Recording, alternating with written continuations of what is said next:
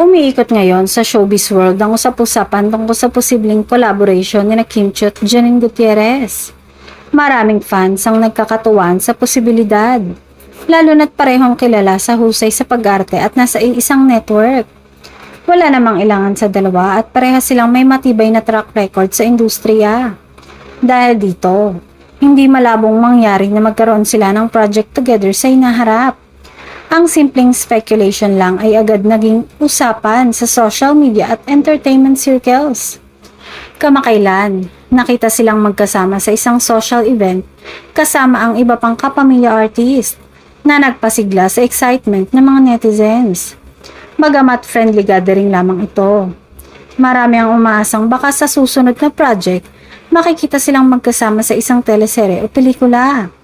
Si Kim Chiu ay patuloy na kabilang sa mga proyekto ng ABS-CBN at Dreamscape, kasama ang aktibong love team niya kay Paula Avellino na kilala bilang Kim Pao.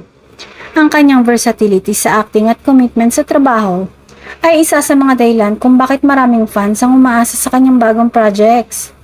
Samantalang si Janine ay matatag rin sa kanyang sariling karir sa kaparehong network.